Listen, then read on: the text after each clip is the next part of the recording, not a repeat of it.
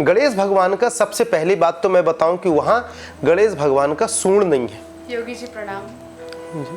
जैसा कि हमने आपके वीडियोस में देखा है, आपने अधिकतर ये बताया है लोगों को अपने योग साधना के माध्यम से कि देव यात्रा में जाने के पश्चात वहाँ शिव लोक, दुर्गा लोक, राम लोक आदि लोक हैं ऐसे। तो गुरु जी, हम सभी की यह जानने की बहुत उत्सुकता है कि आप हमें गणेश लोक के बारे में बताएं और आप योग साधना के माध्यम से वहाँ पर कैसे आत्मयात्रा करते हैं। देखिए, प्रश्न बहुत अच्छा है और मैं मानता हूँ कि हर इंसान को ऐसी यात्राएं करनी चाहिए। हर मनुष्य का जन्म होता है कि अपने इस काया की विशेषता को समझे।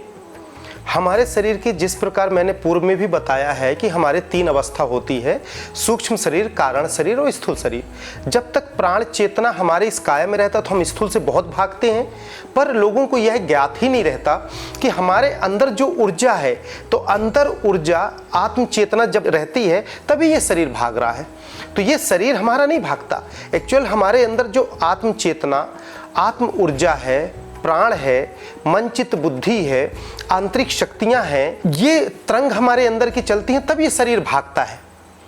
तो हमारी जो वास्तविकता है, विशेषता है हर मनुष्य प्राणी का, चाहे कोई अमीर हो, चाहे कोई गरीब हो, चाहे कोई विद्वान हो, चाहे कोई शिक्षित हो, चाहे कोई अशिक्षित हो, यह सब हमारे शिक्षा, ये सब बाहरी ओरा हैं।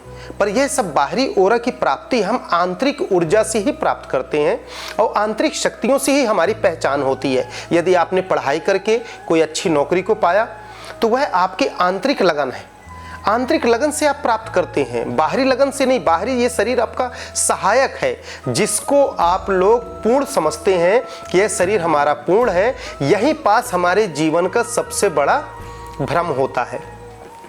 हमारा जीवन आंतरिक ऊर्जा पर निर्भर है। इसी प्रकार से हर मनुष्य प्राणी के अंदर एक ऐसी ऊर्जा समाहित है जिससे हम इस शरीर में रहते हुए हम सूक्ष्म यात्रा कर सकते हैं, समय यात्रा कर सकते हैं, जिसे टाइम ट्रेवल कहते हैं, एस्ट्रल जर्नी कहते हैं, और देवलोक की यात्रा कर सकते हैं। मैं मानता हूं जो देवलोक की यात्रा नहीं भी करें, किसी भी धर्म का व्यक्ति, किसी भी विशेषता हो, यह महत्वपूर्ण नहीं है, पर यदि उसके अंदर आत्म चेतना, आत्म ऊर्जा है तो वह इस यात्रा को कर सकता है। और हमारे अंतःकाया में जो ऊर्जा है, जिसको हम प्राण चेतना जानते हैं, जब हम उसे जागृत करते हैं तो वह कारण रूपी में हमारी आकृति दिखाई देती है। जब हम उस कारण रूपी आकृति को जागृत करेंगे तो हम बाहरी यात्रा को बहुत आसान तरीके से कर सकते हैं।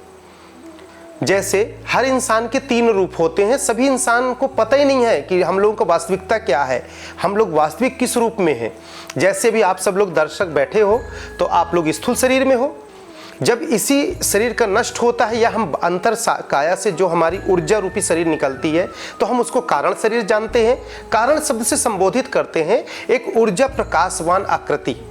जब वो प्रकाश पूरा समाहित होकर एक छोटा सा हो जाए तो सूक्ष्म रूप हो जाता है, जिसको दिव्य ज्योति के रूप में हम कह सकते हैं। एक सूक्ष्म रूप, एक सूक्ष्म ऊर्जा। इस प्रकार से हम बाहर की यात्रा कर सकते हैं। जैसे आम तरीके से कहा जाए, सरल ढंग से कहा जाए तो आप लोग सोते हैं तो स्वप्न देखते हैं। स्वप्न किसे कहते हैं? स्वप्न कहाँ से आता है आप लोगों को? आप बिस्तर में पड़े हो और स्वप्न देखते हो और सुबह आपको स्मरण होता है, अरे मैंने स्वप्न में यहाँ गया, ऐसा लगा जैसे मैंने प्रत्यक्ष देखा, प्रत्यक्ष मैंने अनुभव किया, प्रत्यक्ष मैंने अनुभूति की। क्यों भाई? जो सारा दिन आपका दिनचर्या का जो कार्य होता रहता है, चलता रहता है, वह हमारे चेतना में जाता है, चेतन मन और अवचेतन मन में।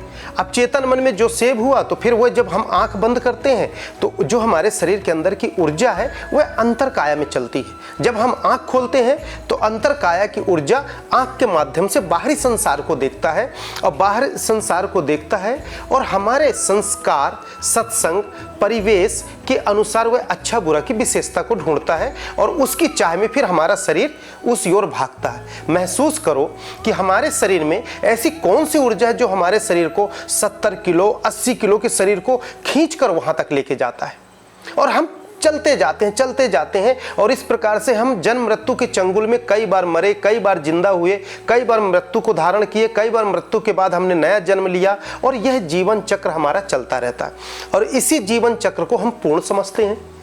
जबकि मेरे भाइयों, यह पूर्ण नहीं है। पूर्ण तो आपकी आंतरिक चेतना है, आंतरिक ऊर्जा है आपकी पूर्ण।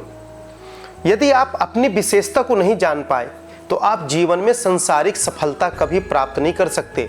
आप लोगों की विशेषता, आप लोगों की वास्तविकता और आप लोगों का वास्तविक रूप आपकी अंतर ऊर्जा है, अंतर शक्ति है।